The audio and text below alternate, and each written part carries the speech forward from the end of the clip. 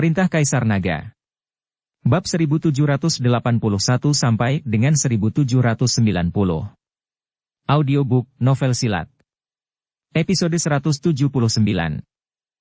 Pria kecil itu menjadi pucat ketakutan ketika dia melihat beberapa orang berjalan mendekat. Dia buru-buru berkata kepada Dev, "Tuan, Anda harus turun dari mobil, kami tidak dapat membawa Anda, kami tidak bisa membawa Anda." Pria kecil itu buru-buru meminta Dev dan yang lainnya turun dari mobil. Dev tampak terkejut, "Ada apa? Kenapa kamu tidak jadi membawa kami?"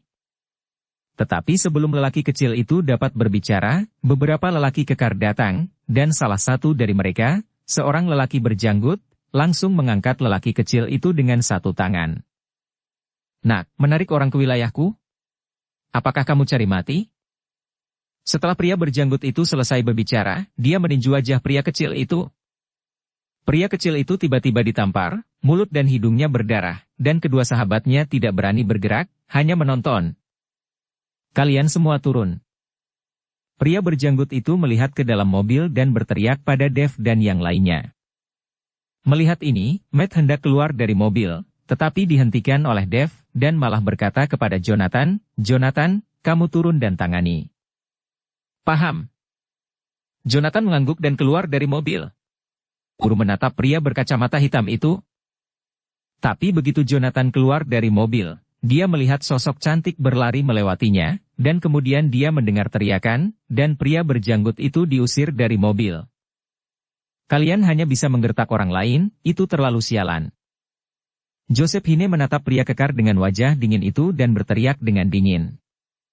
Jonathan melihat bahwa Joseph Hine telah bergerak, jadi dia hanya bisa melihat Dev tanpa daya, sementara Dev memberi isyarat dan meminta Jonathan kembali ke mobil lagi. Pria berjanggut itu ditendang oleh Joseph Hine, dan dia akhirnya menjadi ketakutan. Ketika dia melihat bahwa dia diusir oleh seorang gadis, dia memiliki ekspresi terkejut di wajahnya, tetapi segera keterkejutan di wajahnya digantikan oleh kemarahan. "Berikan padaku, pegang gadis kecil itu," geram pria berjanggut itu. Segera, beberapa pria kekar lainnya bergegas menuju Joseph Hine. "Jangan bunuh mereka." Dev mengingatkan Joseph Hine bahwa dia takut Joseph Hine akan kehilangan kendali dan membunuh orang-orang ini. Lagi pula, mereka baru saja tiba di sini, dan mereka tidak terbiasa dengan tempat itu, dan orang-orang ini tidak bersalah jika harus mati. Joseph Hine mengangguk, lalu menampar setiap kelompok pria kekar yang bergegas maju, menjatuhkan semua orang ke tanah, dengan beberapa gigi dari mulut mereka rontok. Setelah menyelesaikan orang-orang ini, Joseph Hine berkata kepada lelaki kecil yang dipukuli, "Oke, ayo mengemudi." Pria kecil itu mengangguk dengan wajah ngeri, lalu menyalakan mobil dan pergi. Dalam perjalanan, lelaki kecil itu selalu melihat ke kaca spion dan mengamati Dev. Melihat pria kecil itu selalu menatapnya, Dev bertanya, "Pak Sopir, ada apa?" Melihat pertanyaan Dev, pria kecil itu buru-buru berkata dengan panik, "Tuan, terima kasih banyak barusan." Dev tersenyum, "Itu hanya sedikit usaha." "Tuan, apakah kamu ahli bela diri?" tanya pria kecil itu. Dev tidak menyembunyikan apapun, dan mengangguk, "Benar, saya tidak berharap Anda mengenali ahli bela diri. Tentu saja aku tahu, ada cukup banyak ahli bela diri di sini." Pria kecil itu sangat bersemangat ketika menyebut ahli bela diri, dan sepertinya dia sangat iri pada ahli bela diri. Tapi tidak semua orang bisa menjadi seorang pejuang. Dan bahkan lebih sulit untuk menjadi seorang kultivator. Sepanjang jalan, lelaki kecil itu mengobrol dengan Dev tentang banyak ahli bela diri. Ketika sampai di hotel, pria kecil tidak mengenakan biaya kepada Dev dan yang lainnya untuk ongkosnya. Setelah memilih kamar di hotel, gadis-gadis itu tidak ingin istirahat dan ingin berbelanja. Dev takut gadis-gadis ini akan menimbulkan masalah, jadi dia meminta Jonathan untuk menemani. Dev juga ingin keluar dan berkenalan dengan pulau beruang es, tetapi Matt tidak mau, dia memesan kamar pribadi di hotel dan mulai menghubungi wanita. Dev tidak punya pilihan selain mengajak Jarvis berkeliling. Begitu mereka berdua keluar dari hotel, mereka dihentikan oleh taksi. Dev melihat dan menemukan bahwa itu pria kecil yang membawanya ke hotel. Dev sangat terkejut, mengapa pria kecil ini menghentikannya. Tuan, saya tidak tahu apakah Anda punya waktu, bisakah saya mentraktir Anda makan? Pria kecil itu berkata kepada Dev. Tidak, aku sudah mengatakan semuanya, itu mudah dilakukan, belum lagi ongkosmu, kita impas, jangan terlalu sopan. Dev menolak pria kecil itu. Tapi lelaki kecil itu mengikuti Dev dengan ekspresi bermasalah di wajahnya. Melihat ekspresi lelaki kecil itu, Dev tahu bahwa dia pasti lebih dari sekadar mentraktir dirinya sendiri untuk makan malam. Apakah kamu punya hal lain untuk dilakukan? Dev bertanya. Dukung channel Novel Silat dengan subscribe, follow, like, komen dan share. Pria kecil itu sangat malu, lalu mengangguk dan berkata, Tuan, pemimpin kami meminta saya untuk mengundang Anda, dia ingin bertemu dengan Anda. Pemimpinmu? Dev tercengang, seorang sopir taksi, bagaimana mungkin ada pemimpin geng taksi? Melihat wajah terkejut Dev, lelaki kecil itu dengan cepat menjelaskan, kami orang Daxia yang berbisnis di sini, termasuk yang kami sopir taksi, membentuk geng Daxia untuk menghindari intimidasi. Setelah saya kembali dan memberitahu bos tentang kejadian di bandara, bos ingin bertemu dengan Anda. Setelah lelaki kecil itu menjelaskannya seperti ini, Dev akhirnya mengerti, tapi sepertinya mereka semua dari Daxia, jadi Dev mengangguk dan setuju. Selain itu, Dev mungkin bertanya kepada orang-orang ini tentang reruntuhan pulau beruang es untuk mengetahui apakah mereka mengetahuinya. Bagaimanapun, orang-orang ini telah tinggal di sini selama beberapa dekade. Melihat Dev setuju, pria kecil itu dengan senang hati mengundang Dev dan Jarvis ke dalam mobil, lalu melaju kencang. Segera, Dev dibawa ke halaman yang luas, halamannya sangat besar, tetapi tidak banyak rumah. Setelah memasuki gedung kecil berlantai 2, lelaki kecil itu buru-buru berteriak, Tuan, saya membawa mereka. Dari lantai atas, seorang pria paruh baya turun perlahan, pria paruh baya itu memiliki bentuk tubuh yang kasar, dan ada fluktuasi aura samar di tubuhnya, terlihat jelas bahwa dia juga seorang pejuang.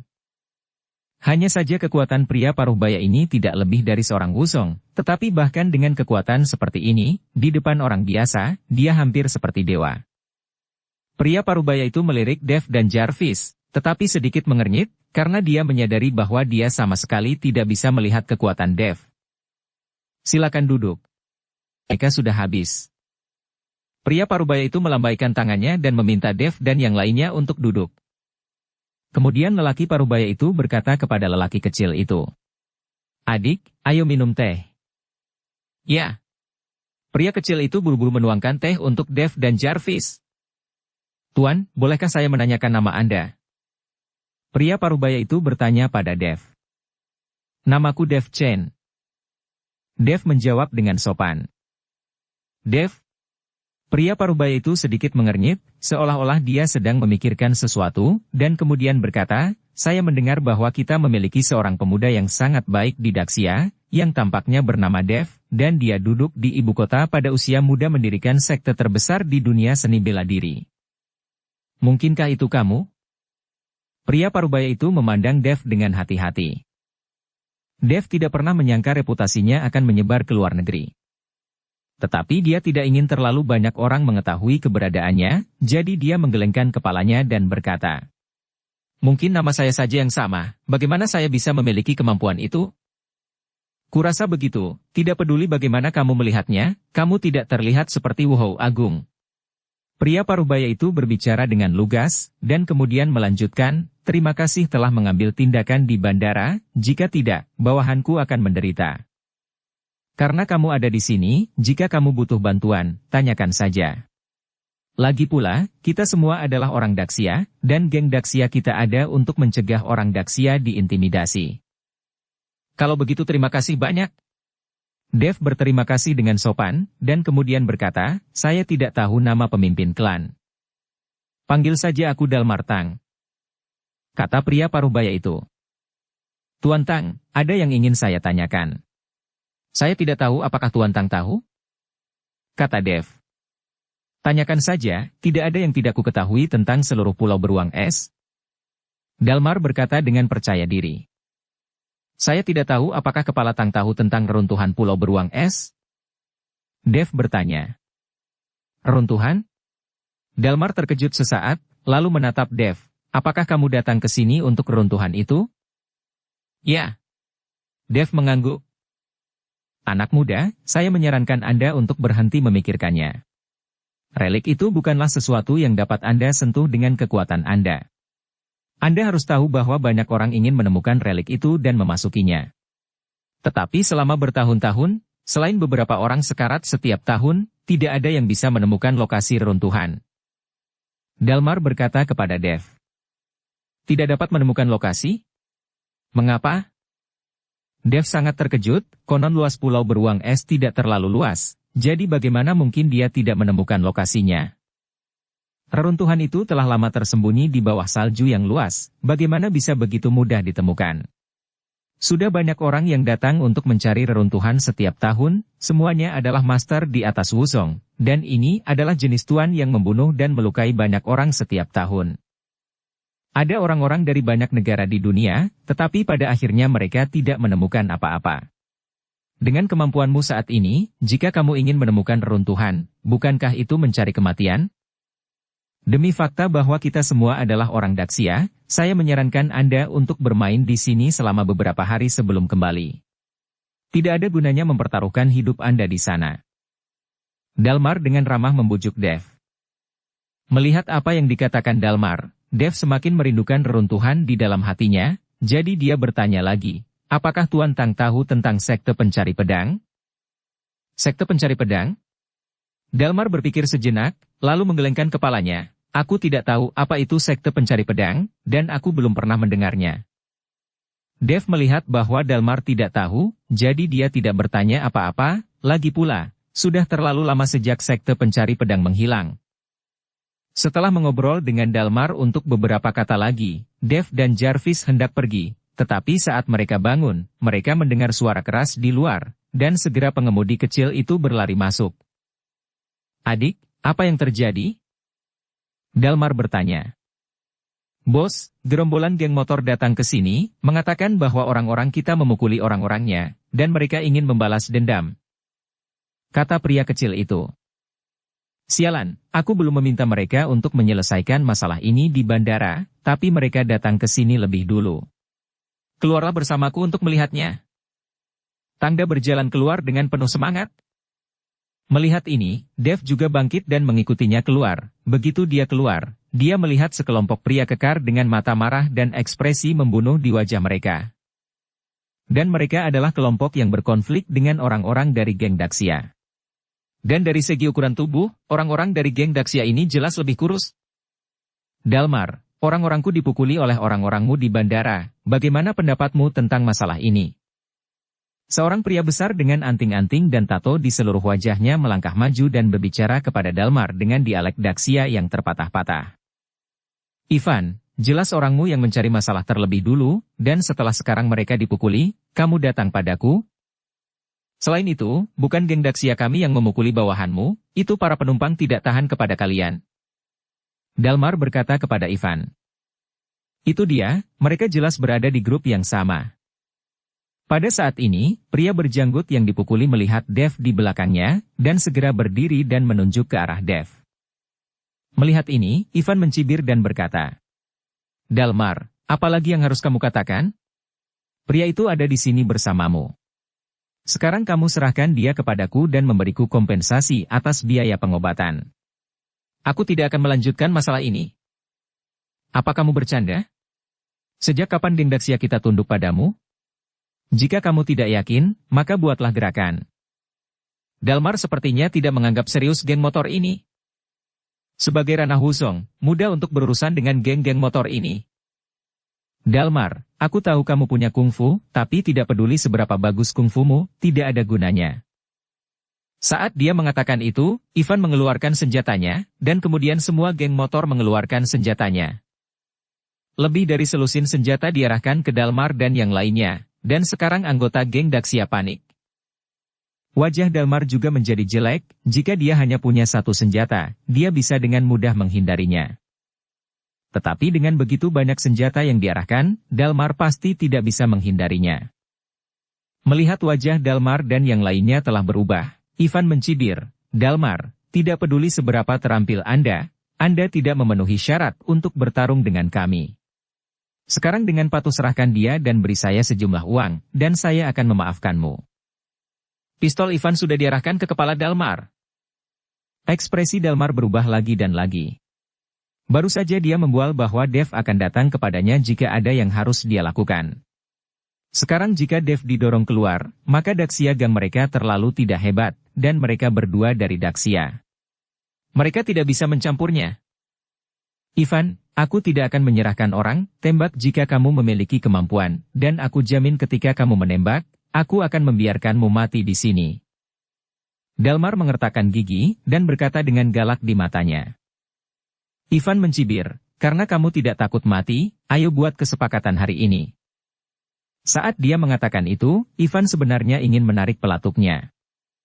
Namun, Dalmar memiliki mata yang tajam dan tangan yang cepat, dan pada saat yang sama Ivan menarik pelatuknya, dia tiba-tiba menendangnya, kecepatannya sangat cepat, dan langsung menendang senjata Ivan. Melihat hal tersebut, Ivan berteriak, tembak. Dor, dor, dor, dor. Tiba-tiba, lebih dari selusin senjata ditembakkan pada saat bersamaan. Wajah semua orang di geng Daxia penuh keputusasaan, bahkan Dalmar tahu saat ini bahwa kematian akan datang. Dia tidak menghindar, dia menyerah melawan. Dengan begitu banyak senjata, apakah dia mengelak atau tidak, hasilnya sama saja. Tetapi ketika Dalmar bersiap untuk menunggu kematian, tiba-tiba cahaya keemasan muncul di belakangnya.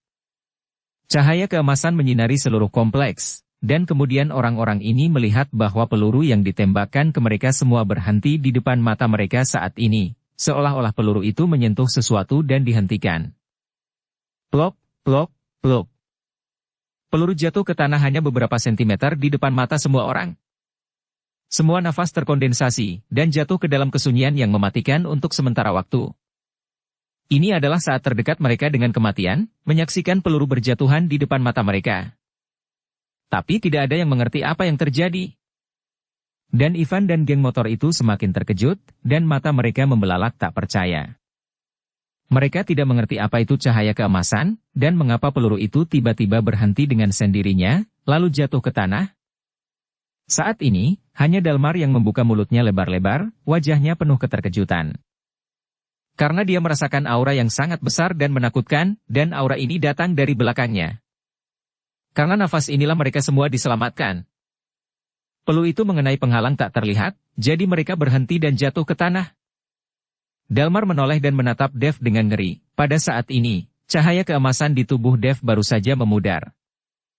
Dev tersenyum pada Dalmar yang tercengang, lalu melangkah maju dan berkata, "Kamu mencariku, jika kamu memiliki kemampuan, datanglah padaku." Melihat Dev berdiri, Ivan terbangun dari keterkejutan tadi. Tetapi dia tidak tahu bahwa semua yang baru saja terjadi dilakukan oleh Dev. Dia hanya mengira para dewa melindungi Dalmar dan yang lainnya. "Nak, karena kamu berdiri, kamu akan dihukum." Saat dia berbicara, Ivan mengambil pistol dari seorang gangster sepeda motor dan mengarahkannya ke Dev. Tapi kali ini dia mengikuti Dev untuk menjauhkan diri. Dia tahu bahwa banyak orang di Daxia sangat ahli dalam seni bela diri, jadi Dev tidak punya pilihan selain patuh jika dia menjaga jarak. "Bagaimana kamu akan menghukumku?" Dev menghadapi pistol Ivan, tidak menunjukkan jejak ketakutan di wajahnya. "Tentu saja kakimu harus lumpuh." Dengan mengatakan itu, Ivan menarik pelatuknya tanpa ragu. Terlihat bahwa Ivan ini juga seorang master yang kejam. Dor. Tembakan terdengar. Tetapi Dev masih berdiri utuh, seolah-olah peluru itu tidak mengenai kaki Dev. Saat ini, Ivan tertegun, "Sialan, apakah aku tidak mengenainya dengan jarak yang begitu dekat?" Ivan masih meragukan keahlian menembaknya, jadi dia menembak kaki Dev lagi. Dor. Itu tembakan lain, dan Dev masih berdiri utuh. Saat ini, semua geng motor memandang Ivan dengan tatapan tak percaya. Dua tembakan meleset pada jarak sedekat itu? Sialan, aku tidak percaya itu. Dor, dor, dor. Ivan menembak beberapa kali berturut-turut, dan tidak berhenti sampai peluru di pistolnya habis. Tapi Dev masih berdiri di depannya dengan seringai di wajahnya, dia tidak terluka sama sekali. Kali ini Ivan bingung, bahkan anggota geng Daxia memandang Dev dengan tidak percaya, bertanya-tanya mengapa Dev baik-baik saja. Hanya Dalmar yang sedikit gemetar, jika bukan karena begitu banyak orang, dia pasti sudah berlutut di hadapan Dev sejak lama. Ini. Senjata rusak apa ini? Melihat banyaknya senjata yang gagal mengenai Dev, Ivan langsung menjatuhkan senjata di tangannya ke tanah, menyalahkan senjata tersebut sebagai penyebab masalah. Ini bukan tentang senjata, ini tentang orang. Seperti yang dikatakan Dev, dia membuka tangannya, dan kemudian peluru itu jatuh dari tangan Dev ke tanah. Melihat pemandangan di depannya, Ivan mundur beberapa langkah dan menatap Dev dengan tak percaya. Dia tidak menyangka akan ada seseorang yang bisa menangkap peluru dengan tangan kosong. Ini keterlaluan. Aku tidak percaya, kamu bisa mengambil selusin tembakan. Ivan meminta semua orang untuk mengarahkan senjata mereka ke Dev, siap menembak mati Dev. Tapi saat orang-orang ini mengangkat senjatanya, mereka merasakan bayangan hitam lewat di depan mata mereka, dan kemudian tangan mereka kosong, dan senjatanya menghilang. Tapi Dev telah berdiri di depan mereka, tidak bergerak. Ketika mereka melihat ke samping, mereka menyadari bahwa Jarvis telah memegang lebih dari selusin senjata di tangannya. Tumpukan tembaga rusak dan besi busuk, berani memamerkan kekuatanmu. Seperti yang dikatakan Jarvis, dia meremas lusinan senjata menjadi bola besi besar dengan kedua tangan. Kali ini, Ivan lebih tercengang dan gemetar. Geng motor lainnya juga tampak ketakutan. Mereka tidak mengerti, dua orang mesum macam apa yang mereka temui. Aku dalam suasana hati yang baik hari ini dan aku tidak ingin membunuh orang, jadi kalian bisa pergi sekarang. Dev berkata kepada para gangster motor yang ketakutan. Begitu Ivan mendengar hal tersebut, dia langsung berbalik dan kabur, dan semua orang kabur dalam sekejap. Begitu para gangster sepeda motor itu pergi, Dalmar berlutut di depan Dev dengan plop. Senior, terimalah hormat saya. Baru saja, aku buta dan menyinggung senior dengan kata-kataku, aku harus dikutuk. Dahi Dalmar dipenuhi keringat dingin, dan seluruh tubuhnya gemetar. Tuan Tang, mengapa kamu melakukan ini? Kamu tidak menyinggung perasaanku. Dev mengangkat telapak tangannya dengan ringan, dan tiba-tiba sebuah kekuatan mengangkat Dalmar. Senior, aku. Dalmar ingin mengatakan sesuatu lagi, tetapi Dev melambaikan tangannya. Tuan Tang, kamu lebih tua dariku, jadi berhentilah berbicara tentang senior, itu membuatku sangat tidak nyaman. Ketika Dalmar mendengar ini, dia dengan cepat mengubah kata-katanya, Tuan Chen, apakah Anda Dev yang mendirikan sekte Gerbang Naga di dunia seni bela diri di Kyoto? Dev tersenyum, mengangguk, dan menunjukkan kekuatannya, jadi Dev tidak menyembunyikan apapun. Melihat pengakuan Dev, wajah Dalmar menjadi lebih bersemangat. Tuan Chen, Anda adalah idola saya. Saya tidak berharap bertemu dengan Anda hari ini. Saya sangat senang. Tuan Chen datang untuk mencari reruntuhan. Saya yakin saya dapat membantu Anda. Pada saat ini, Dalmar berubah pikiran dan berhenti berusaha membujuk Dev untuk pergi. Dev tersenyum, begitu banyak orang tidak dapat menemukannya, jadi bagaimana saya bisa menemukannya dengan pasti? Pulau beruang es ini tidak besar atau kecil. Jika kita menemukannya sedikit demi sedikit, mungkin akan memakan waktu 1,5 tahun. Tuan Chen, Anda tidak perlu mencari di seluruh pulau beruang es untuk menemukan reruntuhannya. Ada satu tempat yang paling mencurigakan, karena orang-orang menghilang dari tempat itu hampir setiap tahun, dan Anda tidak dapat menemukannya bagaimanapun keras usahamu. Jadi beberapa orang curiga ada runtuhan di sana, tapi mereka tidak bisa menemukan pintu masuknya. Tang Dali berkata kepada Dev. Di mana? Dev berkata dengan ceria. Ambil peta untuk Tuan Chen.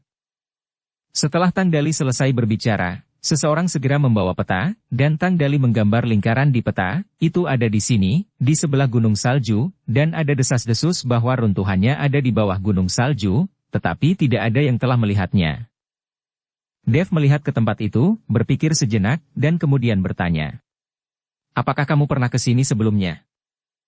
Aku pernah ke sana 2 kali, tapi aku belum melihat reruntuhan apapun. Semuanya hanya salju putih yang luas. Kata Tang Dali. Tuan Tang, bisakah kamu membawa kami ke tempat ini besok? Dev ingin Tang Dali membawa mereka ke sana, lagi pula Tang Dali tahu rutenya.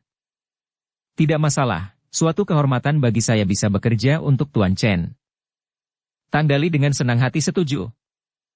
Dukung channel Novel Silat dengan subscribe, follow, like, komen dan share. Setelah meninggalkan geng Daxia, Dev membawa Jarvis dan tidak kembali ke hotel, tetapi pergi berbelanja di pasar. Karena cuaca dingin di sini, hampir tidak ada barang yang dijual di pasar yang hidup. Dan di pasar sekecil itu, sebenarnya ada yang menjual batu giok, pedang dan sejenisnya. Mungkin karena banyak prajurit datang ke sini setiap tahun untuk menjelajahi runtuhan, jadi ada penjualan barang semacam ini. Seperti kata pepatah, ada pasar untuk permintaan.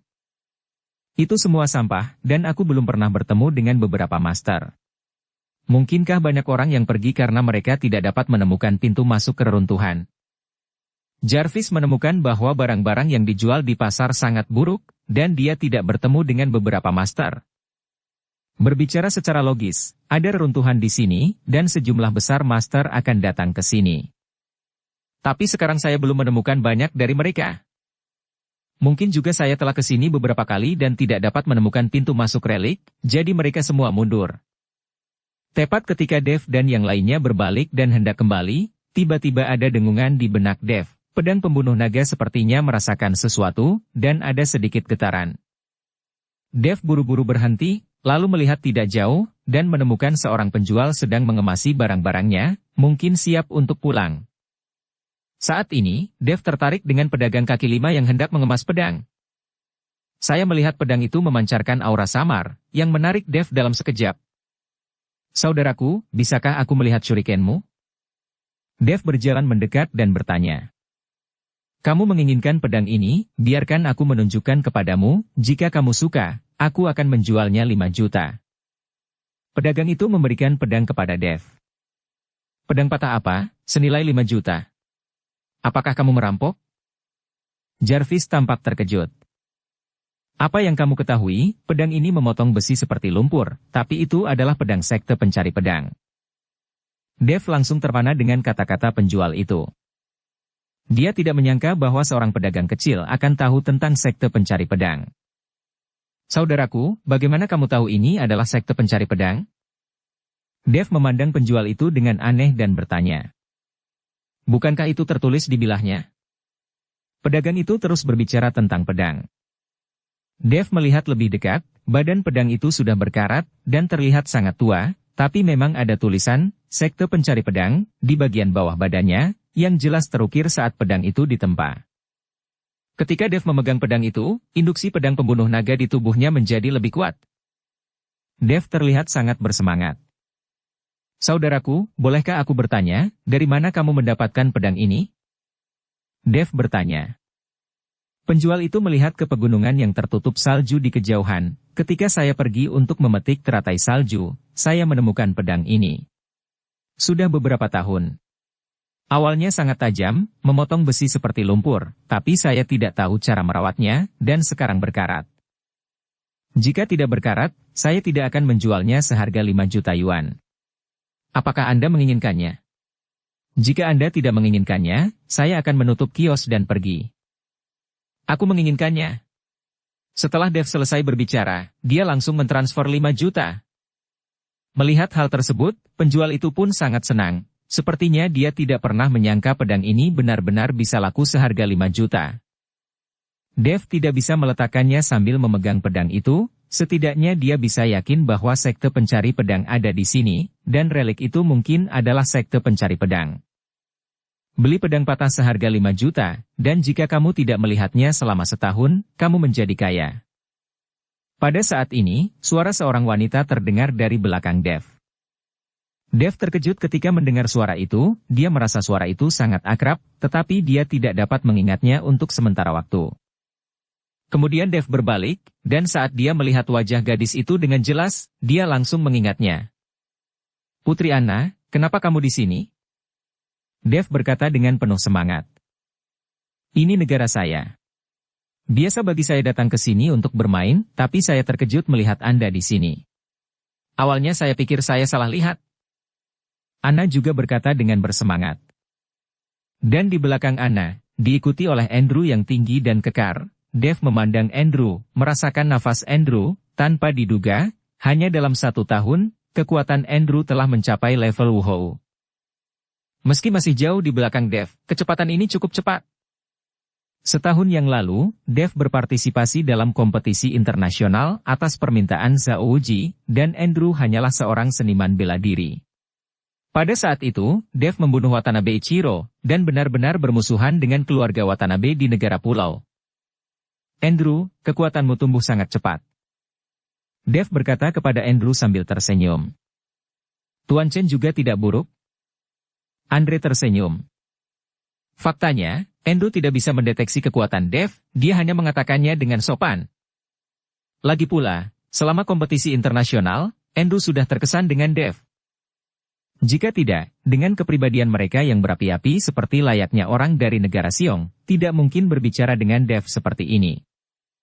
Dev, apakah kamu di sini untuk berjalan-jalan? Tanya Anna. Sedikit usaha. Ya, Dev tidak tahu harus berkata apa. Karena kamu datang ke tempat kami, aku akan melakukan yang terbaik sebagai tuan tanah. Aku akan mengajakmu berkeliling, dan kemudian aku akan membawamu ke rumah kami sebagai tamu. Terbang ke sini, hanya butuh beberapa jam untuk sampai ke rumah kita. Anna melangkah maju untuk memegang tangan Dev, dan dengan senang hati mengikuti Dev. Dev sedikit kewalahan oleh antusiasme Anna. Melihat penampilan Dev, Anna tersenyum dan berkata, apakah kamu membawa dua pacarmu? Apakah kamu sudah menikah dan punya anak? Melihat tatapan ingin tahu Anna, Dev tidak tahu bagaimana menjawabnya. Ellie ada di sini, tapi Yuki masih terkunci di ruang bawah tanah. Kamu tidak putus dengan mereka, kan? Kurasa laki-laki tidak memiliki hal-hal yang baik, mereka semua bajingan. Anna berkata kepada Dev sambil tersenyum. Dev menghela nafas, tapi tidak membantah, jika dia bilang dia bajingan, maka dia pasti bajingan. Sekarang begitu banyak wanita yang tertarik padanya, Dev tidak ingin mengecewakan siapapun. Terutama melihat penampilan Rosalind yang halus dan mempesona, Dev tidak tahan untuk menolak. Jika memungkinkan, saya ingin memasukkan semua wanita ini ke dalam saku saya ketika saya pensiun nanti. Dev tidak tahu, apakah dia bajingan seperti itu atau bukan. Anna menarik Dev dan berjalan dengan gembira, sementara Andrew dan Jarvis mengikuti di belakang. Dev, selain bepergian ke sini, apakah kamu memiliki hal lain yang harus dilakukan? Tiba-tiba, Anna bertanya pada Dev. Dev tercengang, lalu menggelengkan kepalanya, apa yang bisa saya lakukan? Bukankah kamu datang ke sini untuk keruntuhan itu? Anna memandang Dev dengan geli, seolah dia ingin melihat seluruh hati Dev.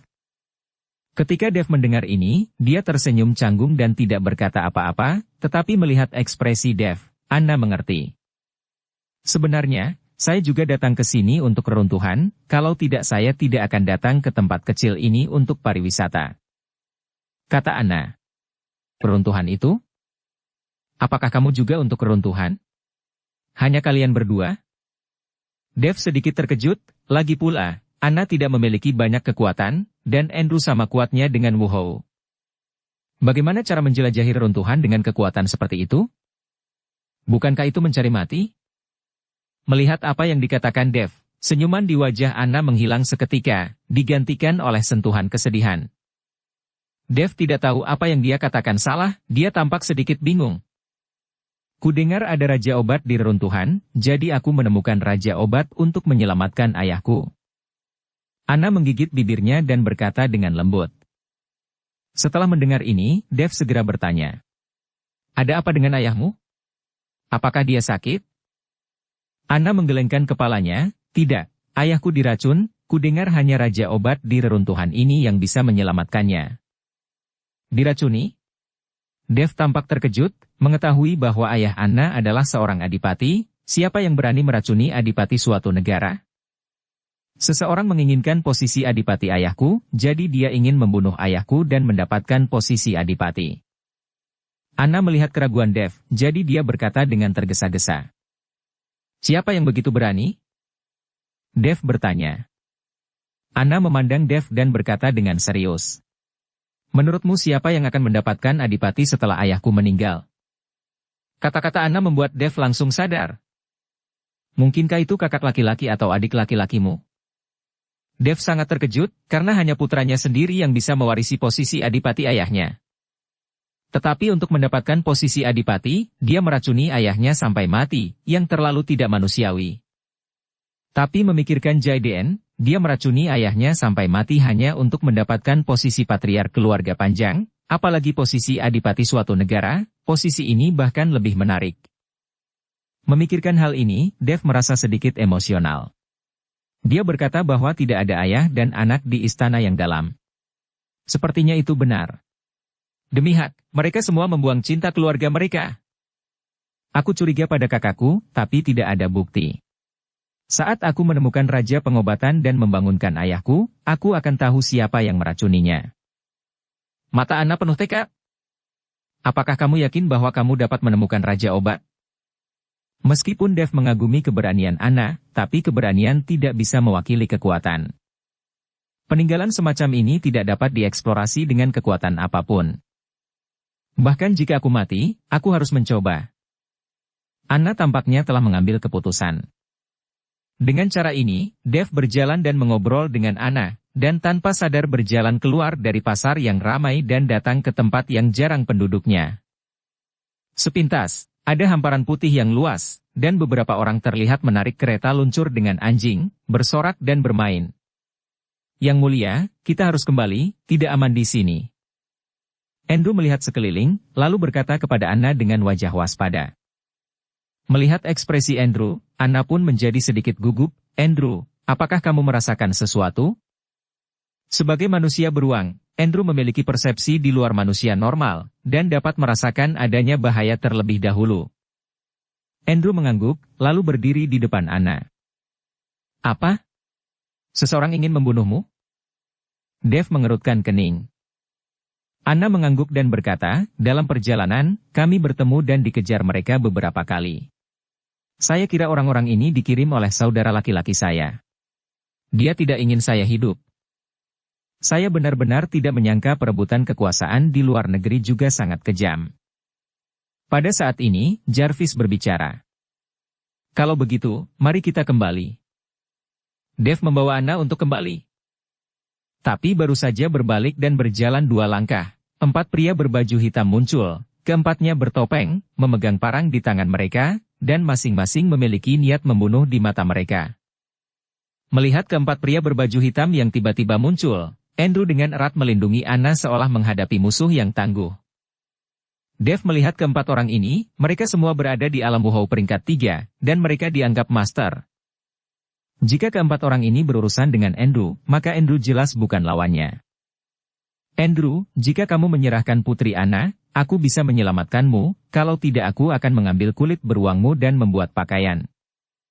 Seorang pria berbaju hitam berkata kepada Andrew dengan wajah mengejek. Tidak mungkin, aku pengawal Putri Anna, aku bisa mati, tapi aku tidak akan pernah membiarkanmu menyakiti Putri Anna. Kata Andrew dengan wajah dingin. Oke, karena kamu keras kepala, maka kami akan membunuhmu, dan kemudian kami akan membunuh Putri Anna. Setelah selesai berbicara, semburan dingin sedingin es terpancar dari tubuh keempat pria berbaju hitam itu. Aura keempat mengunci Andrew dalam sekejap. Adapun Dev dan Jarvis di sebelah mereka, mereka sepertinya belum pernah melihatnya. Untuk Dev dan Jarvis, yang relatif kurus, keempat pria berbaju hitam itu hanya mengabaikan mereka. Mengaum. Melihat hal tersebut, Andrew langsung mengaktifkan mode transformasi, meningkatkan kekuatannya menjadi yang terkuat. Saya melihat Andrew ditutupi rambut, menunjukkan taring tajam. Itu berubah menjadi beruang coklat, mengaum dengan keras, melindungi Anna dengan erat. Kamu berubah, terus kenapa? Seorang pria berbaju hitam mendengus dingin, lalu mereka berempat menuju ke arah Andrew bersama. Andrew meraung, dan bergegas, berkelahi dengan 4 pria berbaju hitam. Dengan kekuatan Wuhou, huru-hara beberapa orang langsung menyebabkan ledakan di sekitar, dan salju terlempar ke langit satu demi satu, lalu perlahan jatuh. Meskipun Andrew berubah dan meningkatkan kekuatannya menjadi yang terkuat, dia tetap bukan tandingan keempat pria berbaju hitam. Saya melihat tubuh besar Andrew dipukul keras oleh seorang pria berbaju hitam. Dia naik ke udara dan menghantam tanah dengan keras, menciptakan lubang yang dalam di tanah yang keras. Melihat ini, mata Anna penuh kepanikan dan kecemasan. Mengaum. Andrew meraung lagi, tiba-tiba berdiri, lalu menampar keempat pria berbaju hitam itu dengan cakar beruangnya yang lebar. Saat ini, dua pria berbaju hitam langsung menghentikan Andrew. Dan dua pria berbaju hitam lainnya berjalan menuju Anna. Ketika Anna melihat ini, tubuhnya terus menyesal, namun tak lama kemudian kedua pria berbaju hitam itu datang ke depan Anna. Putri Anna, apakah kamu akan mengakhirinya sendiri, atau apakah kita perlu melakukannya? Seorang pria berbaju hitam bertanya pada Anna. Siapa kalian? Apakah kamu dikirim oleh kakakku? Anna bertanya pada pria berbaju hitam. Kamu tidak perlu mengetahui hal-hal ini, kami akan memberitahumu ketika kamu mati. Pria berbaju hitam itu berkata sambil mencibir. Anna menggigit bibirnya dengan erat, menghadapi pria berbaju hitam yang begitu kuat. Anna tahu bahwa dia dikutuk kali ini. Tuan Chen, orang-orang ini sepertinya mengabaikan kita. Jarvis memandang Dev dan berkata. Ya, kita diabaikan. Dev tersenyum. Anda harus tahu bahwa Dev di Daxia, dia adalah sosok yang terkenal, dan dia tidak pernah diabaikan. Tapi di sini, dia langsung diabaikan. Karena orang-orang ini tidak memiliki mata, bolehkah aku akan mengurusnya? Jarvis bertanya. Kalau begitu, saya melihat saja. Dev mengangguk. Dev setuju, Jarvis pun bergerak. Percakapan antara Dev dan Jarvis langsung membuat kesal kedua pria berbaju hitam itu. Kalian berdua orang Daxia, cepat pergi dari sini, atau kalian semua akan mati di sini. Seorang pria berbaju hitam menatap Dev dan Jarvis dengan tatapan membunuh. Pada saat ini, Anna juga memandang Dev dan berkata, Dev, jangan khawatir tentang urusanku, kamu harus membawa temanmu, mereka sangat kuat. Aku benar-benar ingin melihat seberapa kuat orang-orang ini. Dev tersenyum, lalu mengedipkan mata pada Jarvis. Jarvis mengangguk, lalu melompat dan berjalan menuju kedua pria berbaju hitam itu. Dev, kamu bukan lawan mereka, mereka semua adalah Wuhou peringkat 3, lebih baik kamu pergi. Melihat Jarvis bergerak, Anna buru-buru berkata kepada Dev. Tapi saat suara Anna turun, dua teriakan melengking terdengar. Saya melihat kedua pria berbaju hitam menutupi mata mereka dengan tangan saat ini. Dan di atas tanah seputih salju, keempat bola mata tertanam sangat mencolok di salju. Dari celah di antara jari kedua pria berbaju hitam itu, darah terus mengalir keluar. Kali ini, Anna tercengang. Hal-hal yang tidak memiliki mata, tidak perlu melihat sesuatu sekarang. Jarvis mendengus dingin. Dan dua pria berbaju hitam lainnya, yang berkelahi dengan Andrew, semuanya bergegas setelah mendengar teriakan itu. Andrew tidak tahan lagi, dan tubuhnya dipenuhi bekas luka. Sekarang setelah kedua pria berbaju hitam itu pergi, dia merasa lega. Ketika dua pria berbaju hitam lainnya tiba, mereka melihat rongga mata kedua rekan mereka kosong, dan bola mata mereka hilang. Kali ini, keduanya langsung kaget. Mereka berempat sangat menyadari kekuatan satu sama lain, orang yang bisa langsung merebut bola mata dua sahabat pasti jauh lebih kuat dari mereka. Memikirkan hal ini, dua pria berbaju hitam yang tersisa mendukung rekan mereka, berbalik dan melarikan diri. Mau lari? Melihat ini, Jarvis melompat dan menghentikan keempat pria berbaju hitam itu dalam sekejap. Segera setelah itu, kedua cakar keluar lagi, dan dua pria berbaju hitam yang tersisa juga berteriak, dan bola mata kedua pria berbaju hitam itu juga dicungkil. Kali ini, keempat pria berbaju hitam menjadi buta. Satu persatu berteriak, bertabrakan satu sama lain, dan tidak dapat menemukan jalan mereka. Keahlian Jarvis mengejutkan Anna dan Andrew. Baru setelah Jarvis kembali, Anna mau tidak mau bertanya kepada Dev, Dev, apa kekuatan temanmu? Bagaimana bisa begitu kuat? Dev tersenyum, dia hanyalah puncak Wuhou, tapi seorang puncak Wuhou yang tidak dapat menerobos. Ketika Jarvis mendengar ini, dia langsung merasa malu. Dia belum bisa menembus Wuhou Agung selama 20 tahun. Jika seseorang mengatakan itu tentang dia sebelumnya, Jarvis akan sangat marah. Tapi sekarang Dev mengatakan ini tentang dia, Jarvis sama sekali tidak marah. Bagaimanapun, Dev hanya membutuhkan waktu lebih dari setahun untuk menerobos ke ranah Wuhou Agung. Bakat semacam ini ditambah dengan perbedaan kekuatan membuat Jarvis mengagumi Dev. Mendengar bahwa Jarvis adalah puncak Wuhou, Anna dan Andrew dipenuhi dengan kekaguman dan ketidakpercayaan di mata mereka. Meskipun Andrew sekarang Wuhou, dia hanyalah Wuhou yang baru dipromosikan. Jika dia ingin mencapai puncak Wuhou, dia tidak tahu kapan itu akan terjadi. Tapi segera, Anna sepertinya merasa ada yang tidak beres, jadi dia bertanya pada Dev, kamu baru saja mengatakan bahwa dia hanya puncak Wuhou dengan santai? Kamu sepertinya meremehkan puncak Wuhou ini, jadi apa kekuatanmu sendiri? Aku sekarang peringkat 5 Wuhou Agung. Dev tersenyum tipis. Anna dengan wajah waspada. Membual saja. Apakah kamu bisa mencapai peringkat kelima Wuhou Agung di usiamu? Kamu harus tahu bahwa kamu hanya seorang master hebat setahun yang lalu. Anna sama sekali tidak mempercayai kata-kata Dev. Bagaimanapun, Dev hanyalah seorang Grandmaster setahun yang lalu, bagaimana dia bisa menjadi Wuhou Agung peringkat 5 dalam 1 tahun? Ini tidak mungkin. Mengandalkan identitasnya sebagai manusia beruang, Andrew berkultivasi dengan cepat. Butuh waktu 1 tahun dari Wuzong ke Wuhou, dan dia juga menghabiskan sumber daya pelatihan dalam jumlah yang tidak diketahui selama periode ini. Bersambung ke episode 180. Dukung kami dengan subscribe, follow, like, komen dan share. Terima kasih.